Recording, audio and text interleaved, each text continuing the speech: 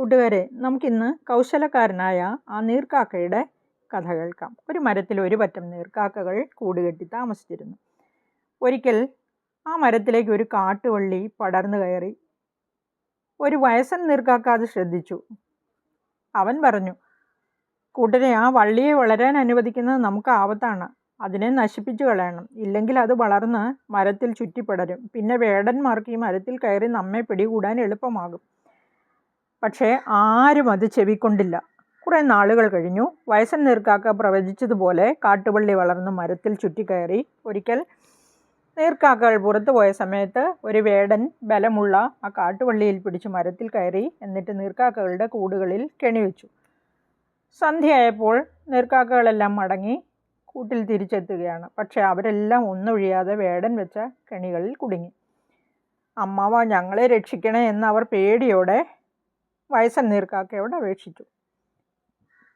എൻ്റെ മുന്നറിയിപ്പ് നിങ്ങൾ അവഗണിച്ചില്ലേ, അതിൻ്റെ ഫലമാണിത്. അനുഭവിച്ചോ? വയസ്സൻ നീർക്കാക്ക പറഞ്ഞു. സാരമില്ല, രക്ഷപ്പെടാൻ വഴിയുണ്ട്. വേടൻ വരുമ്പോൾ നിങ്ങൾ ചത്തതുപോലെ കിടക്കണം, ആരും അനങ്ങരുത്. എല്ലാവരും അതനുസരിച്ചു. നേരം വെളുത്തപ്പോൾ വേടൻ എത്തി. അയാൾ മരത്തിൽ കയറി കെണികൾ പരിശോധിച്ചു. പക്ഷികളെല്ലാം ചത്തുപോയല്ലോ. എൻ്റെ ജോലി എളുപ്പമായി. അയാൾ നീർക്കാക്കകളെ ഓരോന്നിനെയായി എടുത്ത് മരത്തിൽ നിന്നും താഴേക്കിട്ടു. താഴെ വീണിട്ടും അവരാരും അനങ്ങിയില്ല. ഒടുവിൽ എല്ലാ പക്ഷികളും താഴെ വീണപ്പോൾ വേടൻ മരത്തിൽ നിന്നും താഴെ ഇറങ്ങാൻ തുടങ്ങി. അതാണ് നീർക്കാക്കകൾ കാത്തിരുന്നതും. അടുത്ത നിമിഷം അവരെല്ലാവരും ഒന്നിച്ച് ചിറകടിച്ച് പറന്നു പൊങ്ങി.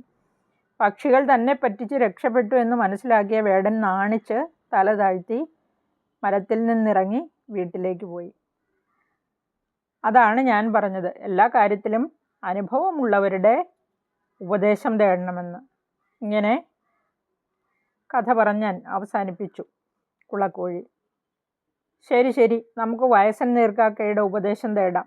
മറ്റു പക്ഷികൾ സമ്മതിച്ചു. വൈകാതെ എല്ലാവരും കൂടി വയസ്സൻ നീർക്കാക്കയെ കണ്ട് സഹായം ചോദിച്ചു. ഉടനെ വയസ്സൻ നീർക്കാക്ക പറഞ്ഞു, നിങ്ങളെ സഹായിക്കാൻ ഒരാൾക്കേ പറ്റൂ. പക്ഷിരാജാവായ സാക്ഷാൽ ഗരുഡന്. സമയം കളയാതെ ഗരുഡനെ കണ്ട് സങ്കടം പറയണം. പക്ഷികുലത്തിന് ഇത് അപമാനമാണെന്നും അദ്ദേഹത്തെ അറിയിക്കണം. നിങ്ങളുടെ കരച്ചിൽ കണ്ടാൽ ഗരുഡൻ വേണ്ടത് ചെയ്യും, നീർക്കാക്ക പറഞ്ഞു. ഉടനെ പക്ഷികൾ ഗരുഡനെ മുഖം കാണിച്ചു. അസുരന്മാരും ദേവന്മാരും തമ്മിലുള്ള യുദ്ധത്തിൽ മഹാവിഷ്ണുവിനോടൊപ്പം പോകാൻ തയ്യാറെടുത്തിരിക്കുകയായിരുന്നു സാക്ഷാൽ ഗരുഡൻ. പക്ഷികൾ പറഞ്ഞു, പ്രഭോ, ഞങ്ങൾക്ക് അവിടുന്ന് മാത്രമേയുള്ളൂ രക്ഷ. മഹാ അഹങ്കാരിയായ സമുദ്രം പാവം കുളക്കോഴിയുടെ മുട്ടകൾ തട്ടിയെടുത്തു. ഇതിന് പകരം ചോദിക്കാനുള്ള ശക്തി ദുർബലരായ ഞങ്ങൾക്കില്ല. ശക്തന്മാർ കാണുകെ ദുർബലന്മാർ ഭക്ഷണം പോലും കഴിക്കരുതെന്നാണല്ലോ. ഒരു പക്ഷി ഇങ്ങനെ താണു തൊഴുത് ഗരുഡനോട് പറഞ്ഞു. അതെന്തുകൊണ്ടാണെന്ന് ഗരുഡൻ തിരിച്ചു ചോദിക്കുകയാണ്. ശക്തനായ ശത്രു കാണുകെ ഭക്ഷണം കഴിച്ച മുട്ടനാടിൻ്റെ കഥ കേട്ടിട്ടില്ലേ? ഉടനെ പക്ഷി ആ കഥ പറയാൻ തുടങ്ങി. ഒരിക്കലൊരു മുട്ടനാട് കൂട്ടം തെറ്റി കാട്ടിൽ വന്നു വിട്ടു. അവൻ കാട്ടുചെടികളുടെ ഇലകൾ തിന്നും കാട്ടുചോലയിലെ വെള്ളം കുടിച്ചും ഒരു ശല്യവുമില്ലാതെ ഇങ്ങനെ കാട്ടിൽ യഥേഷ്ടം അലഞ്ഞു നടന്നു.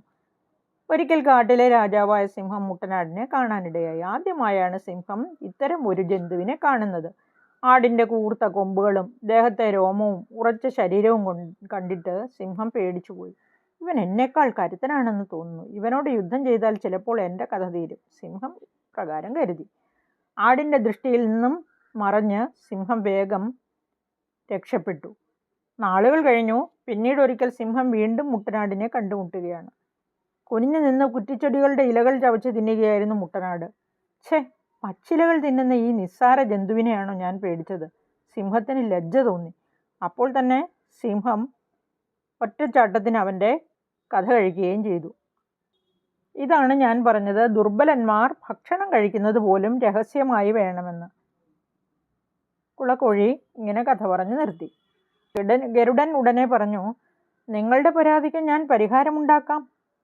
അപ്പോൾ മഹാവിഷ്ണുവിൻ്റെ ദൂതൻ ഗരുഡൻ്റെ മുന്നിലെത്തി. ഗരുഡ, താങ്കൾ എത്രയും വേഗം മഹാവിഷ്ണുവിൻ്റെ അടുത്തെത്തിയാൽ നന്നായിരിക്കും.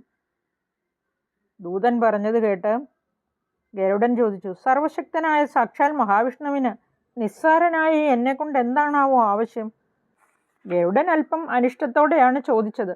വിഷ്ണു ഭഗവാന്റെ ഇരിപ്പിടമായ സമുദ്രം എൻ്റെ ആശ്രിതരായ കുളക്കോഴികളുടെ മുട്ടകൾ കവർന്നെടുത്തു.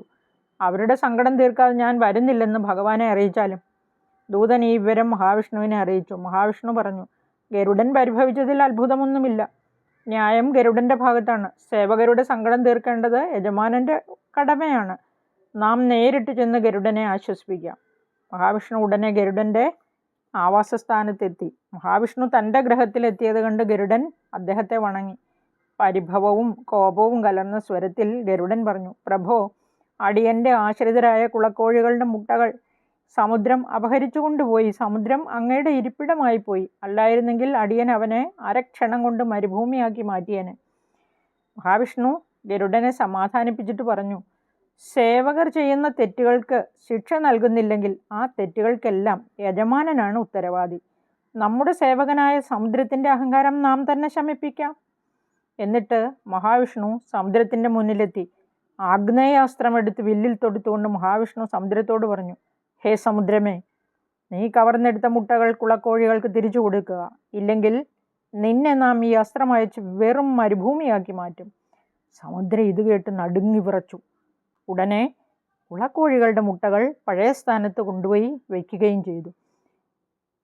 ദമനകൻ ഇപ്രകാരം കഥ പറഞ്ഞു നിർത്തി. അതാണ് ഞാൻ പറഞ്ഞത്, ശത്രുവിൻ്റെ ശക്തി അറിയാതെ അയാളോട് പോരിന് ചെല്ലരുതെന്ന്.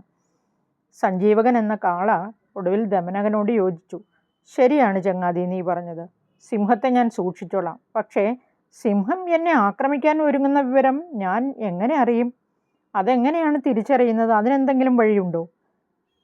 ഉടനെ ദമനകൻ പറഞ്ഞു, വാൽ മടക്കി കാലുകൾ പിണച്ച് ചെവികൾ വിടർത്തി സിംഹം കിടക്കുന്നത് കണ്ടാൽ താങ്കൾക്ക് ഉറപ്പിക്കാം അദ്ദേഹം വാൽ മടക്കി കാലുകൾ പിണച്ച് ചെവികൾ വിടർത്തി സിംഹം കിടക്കുന്നത് കണ്ടാൽ താങ്കൾക്ക് ഉറപ്പിക്കാം അദ്ദേഹം ആക്രമിക്കാൻ തയ്യാറെടുക്കുകയാണെന്ന്. ഇത്രയും പറഞ്ഞിട്ട് ദമനകൻ കാളയുടെ അടുത്തു നിന്നും യാത്രയായി. അവൻ നേരെ കരടകൻ്റെ മുന്നിലെത്തിയിട്ട് പറഞ്ഞു, ആ മണ്ടൻ കാളയെയും സിംഹത്തെയും ഞാൻ പരസ്പരം ശത്രുക്കളാക്കി കഴിഞ്ഞു. ഇനി കാര്യങ്ങൾ വളരെ എളുപ്പമാണ്. ഉടനെ അവൻ ഇപ്രകാരം കൂടി പറഞ്ഞു, മിത്രങ്ങളെ തമ്മിൽ അകറ്റാൻ ഞാൻ എൻ്റെ ബുദ്ധി പ്രയോഗിച്ചു കഴിഞ്ഞു. ഇത് കാരണം നമുക്കും വലിയ നേട്ടമുണ്ടാകും. സ്വന്തമായി ഒന്നും നേടാൻ ഉപകരിച്ചില്ലെങ്കിൽ എല്ലാ അറിവുകളും വ്യർത്ഥമാണ്. അത് കേട്ട് കരടകൻ പറഞ്ഞു, മരിച്ചു മണ്ണടിഞ്ഞാൽ എല്ലാവരുടെയും ദേഹം പുഴുവരിച്ച് ജീർണിക്കും. അങ്ങനെയുള്ള ദേഹത്തെ പീഡിപ്പിച്ചിട്ട് ആർക്കെന്ത് നേട്ടമാണ്? ദമനകൻ ചിരിച്ചു. നിനക്ക് രാജ്യതന്ത്രങ്ങൾ അറിയില്ല. കൗശലക്കാരനായ മന്ത്രി ശത്രുവിനെ വളരാൻ വിടില്ല. മധുരതരമായ വാക്കുകളും മനക്കട്ടിയും കൊണ്ട് ശത്രു പോലും അറിയാതെ അവൻ്റെ കഥ കഴിക്കണമെന്നാണ് ചൊല്ല്. കൗശലക്കാരനായ ചതുരകൻ എന്ന കുറുക്കൻ്റെ കഥ നീ കേട്ടിട്ടുണ്ടോ? കരടകൻ ആ കഥ കേട്ടിട്ടുണ്ടായിരുന്നില്ല. ദമനകൻ ആ കഥ പറയാൻ തുടങ്ങി. കൂട്ടുകാരെ, നമുക്ക് ആ കഥ അടുത്ത വീഡിയോയിലൂടെ കേൾക്കാം. എല്ലാവർക്കും നന്ദി, നമസ്കാരം.